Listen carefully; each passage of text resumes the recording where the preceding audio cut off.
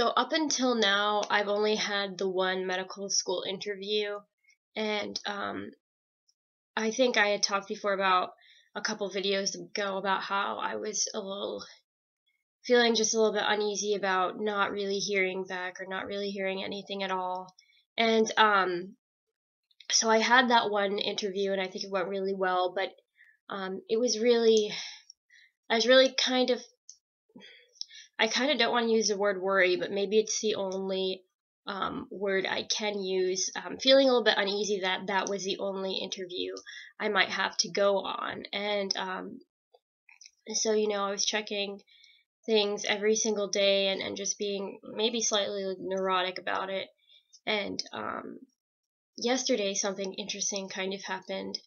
I got another interview at another school, and it was a school I didn't really expect to get an interview from, actually.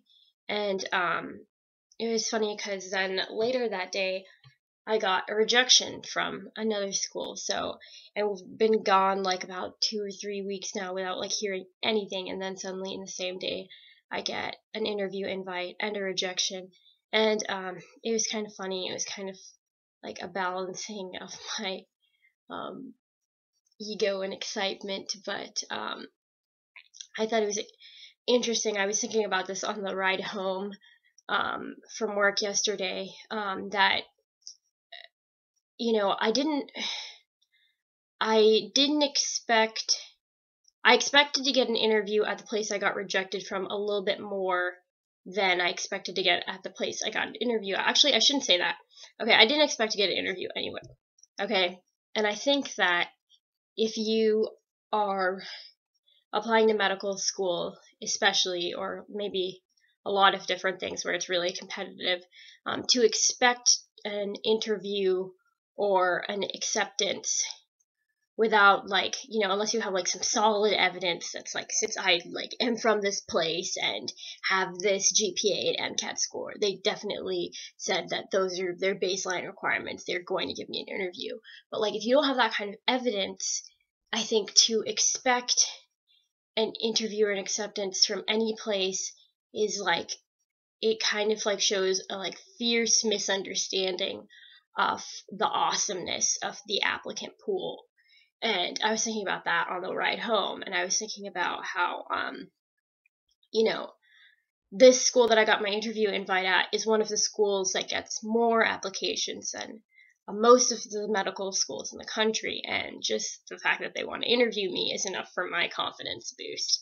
And the school that I got rejected from was one that I thought either was going to interview me really late or I wouldn't hear anything at all.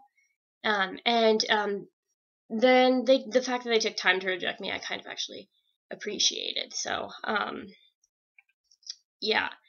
And what I was saying before, basically, about how I didn't really expect it from anywhere. And I think that when I think about the people in this applicant pool and how amazing and spectacular all of them are, I think it's just like kind of humbling, because it kind of reminds you that like as many different situations and different kinds of people that you've met in this world, you still don't, your sample size is still pretty small.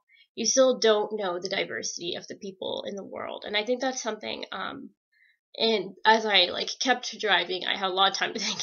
I also connected that back to the online communities that I've seen and been a part of, particularly like Nerdfighteria that I've talked about before, and how there's a lot of like sadness and badness in the world, but there's also a lot of awesomeness, a lot of awesome, interested people that are just kind of like waiting to come out and meet each other. And I think the digital world has given us a platform to do that. But so that's where my thoughts were going, starting from like getting this interview invite and rejection the same day, and then thinking about the medical school applicant pool, and then that. So yeah, and I'm pretty excited and humbled. I'm just excited to go on this trip to get to go to the interview. I mean, one thing I would say, I am confident now that I want to be a physician.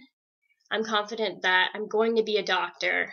How I'm going to get there, which medical school is going to accept me and make me a doctor, is up to me presenting my confidence and my determination to do that. But I also am really aware that there are a lot of other people like me who are determined in different ways that are just as good as my reasons to be determined to be a doctor, and we all deserve to get there. So I think it's just trying to figure out where your best fit is. So I hope something good comes out of this. This is really a surprise for me, and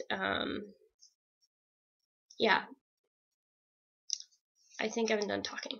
So I'll see you guys next week.